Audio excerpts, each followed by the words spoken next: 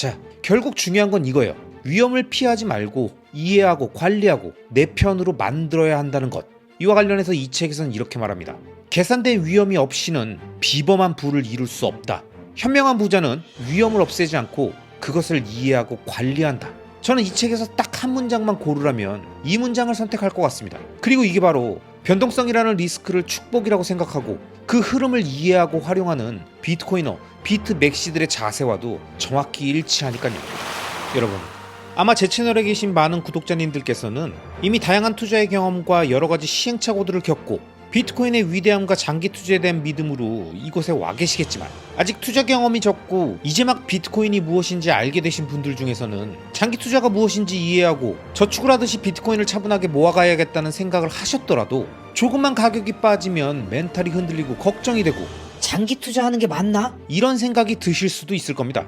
저는 이런 분들께 제가 제일 좋아하는 투자 마인드셋 서적인 모건하우절의 돈의 심리학의 내용을 자주 말씀드렸었는데요. 이 책은 마인드셋 측면에서도 진짜 좋은 내용이 많거든요. 특히 2022년 대하락장 같은 때에는 관련 영상들을 많이 만들었었죠. 그래서 그때부터 인연이 있었던 돈의 심리학을 출판한 인플루엔셜 출판사에서 이번에 돈에 관한 7가지 착각이라는 신작을 저에게 보내주셔서 이 책에 대한 내용을 투자 전반의 마인드셋 관점에서 한번 영상에 담아봤습니다.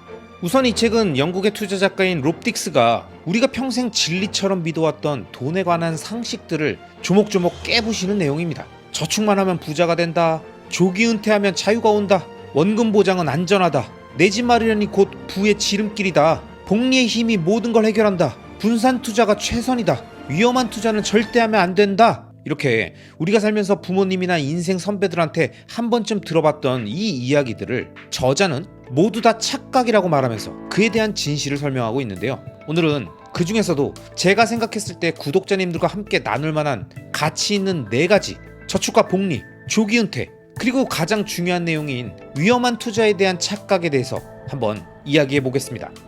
우선 제가 생각하는 가장 중요한 이야기인 위험한 투자는 피해야 한다, 이 얘기를 먼저 하겠습니다. 여러분, 이 말이 얼마나 익숙하십니까? 부모님들도 그러셨을 겁니다. 괜히 위험한데 투자하지 말고 은행에 넣어둬. 비트코인은 도박이야. 대출은 절대 하지 마라.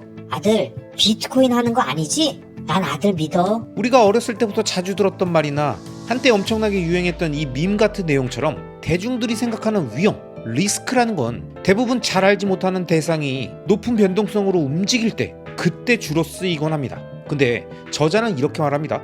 위험하지 않은 건 기회가 아니다. 생각해보세요. 모든 게 안전하다는 느낌, 그러니까 변동성이 낮으면 거기서 무슨 큰 기회가 나오겠습니까? 안정적인 건 다들 이미 하고 있습니다.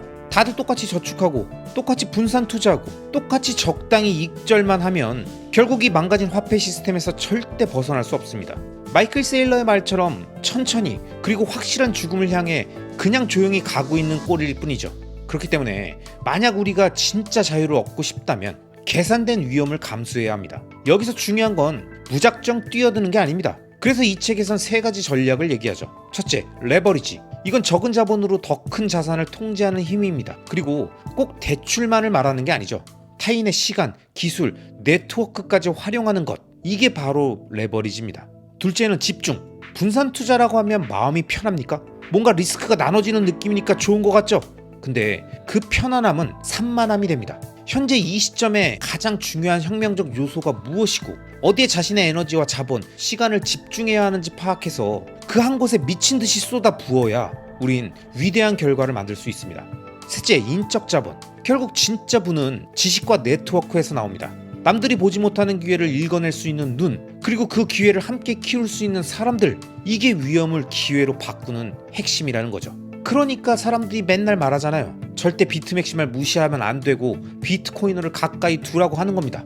그리고 그 안에서 모르면 배우고 또 배우고 익히면서 갈고 닦는 겁니다. 자, 결국 중요한 건 이거예요. 위험을 피하지 말고 이해하고 관리하고 내 편으로 만들어야 한다는 것. 이와 관련해서 이 책에서는 이렇게 말합니다. 계산된 위험이 없이는 비범한 부를 이룰 수 없다. 현명한 부자는 위험을 없애지 않고 그것을 이해하고 관리한다. 저는 이 책에서 딱 한 문장만 고르라면 이 문장을 선택할 것 같습니다. 그리고 이게 바로 변동성이라는 리스크를 축복이라고 생각하고 그 흐름을 이해하고 활용하는 비트코이너, 비트맥시들의 자세와도 정확히 일치하니까요.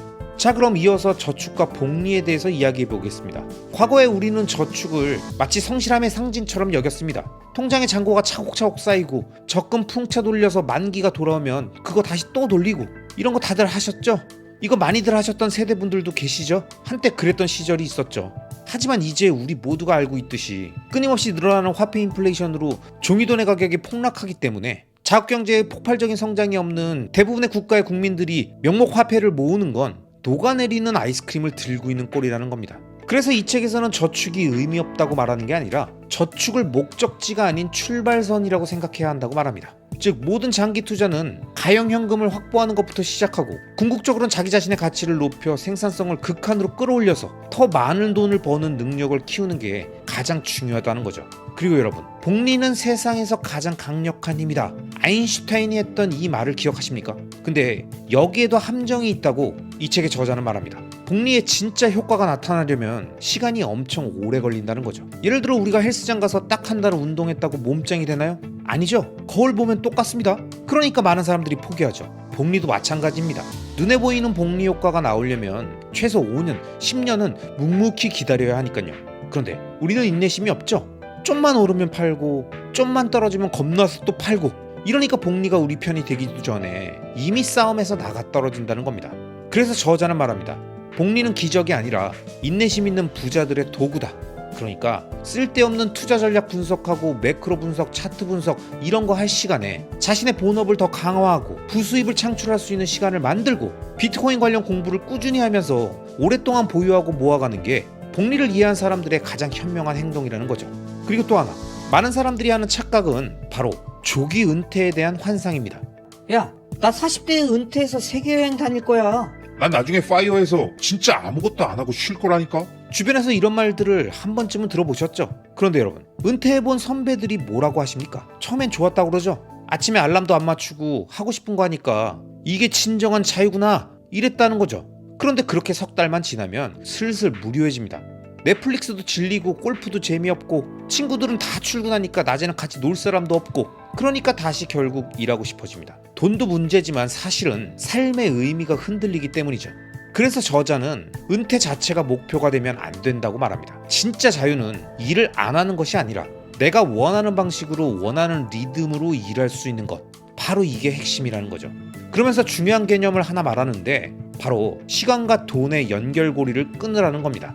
딱 이 단어만 들으면 무슨 말인지 모르시겠죠? 근데 이게 무슨 말이냐면 자신이 벌 수 있는 돈의 가치가 시간에 비례한 상태로만 움직이는 게 아니라 투입한 절대적인 시간과 상관없이 그 결과물로만 인정받는 구조. 그러니까 피카소가 5분 만에 그린 스케치가 5분짜리 금액이 아니라 그 경지에 다다를 때까지 축적된 경험과 노력과 스킬의 산물이기 때문에 그 높은 값어치를 갖듯이 막연한 은퇴를 꿈꾸며 단순히 쉬고 싶다는 생각으로 버티면서 시간의 양만 채우면서 돈으로 바꿔가고 있는 게 아니라 자신만의 특화된 전문성을 바탕으로 자신이 스스로 일의 양과 방식을 즐기며 시간의 절대량과 상관없이 소득을 창출할 수 있는 단계로 가는 그 소중한 준비의 과정을 지금 이 순간부터 우리가 하고 있어야 한다는 겁니다. 이게 바로 제가 유튜브를 시작해서 바쁜 직장생활과 함께 시간을 갈아넣고 기본기를 익히고 표현법을 다듬고 영상 편집의 방식과 의사전달법을 갈고 닦았던 이유입니다. 나중에 언젠가 경제적 자립의 순간이 됐던 자연스러운 은퇴든 그 시점 이후에도 스스로 즐기면서 삶을 누리고 일할 수 있게 미리미리 준비했던 거죠. 그리고 지금은 제가 처음 영상을 만들었던 그때보다 영상 제작 과정도 숙달되고 익숙해지고, 그러니까 저녁에 운동도 많이 하고 식단 관리도 하면서 오랫동안 행복하게 살 수 있는 그 다음 단계를 준비하고 있는 겁니다. 결국 은퇴라는 건 일을 멈춘다, 맨날 쉰다는 게 아니라 경제적 자립 이후에 주도적인 삶을 살면서 경제활동을 하겠다는 거니까요. 그리고 그 준비 과정에 장기 투자, 비트코인 장기 저축이 가장 완벽한 준비가 될 거라는 거 많은 구독자 여러분들도 잘 알고 계실 겁니다. 여러분, 우리는 늘 학교 다닐 때 가정에서 안전만을 추구하라고 배웠고 열심히 저축하고 복리로 굴리라고 배웠고 사회에 나와서는 빨리 은퇴하길, 빨리 졸업하기를 바라는 분위기에서 매일매일을 살아가고 있습니다. 하지만 이 세상의 망가진 화폐 시스템과 이 시스템에 젖어버린 망가진 사람들, 그리고 그런 사회 안에서 많은 것들을 착각하며 살아가고 있었습니다. 안전해 보였던 은행조차 사실은 망가진 화폐 시스템 안에서 가장 위험한 시한폭탄이었고, 빨리 은퇴하고 졸업하는 게 목표가 되고 부러움의 대상으로 비춰지는 그런 분위기 속에서 한 방을 노리는 트레이딩과 선물 옵션 레버리지에 자신의 인생을 허비하는 사람들이 너무나도 많다는 거죠.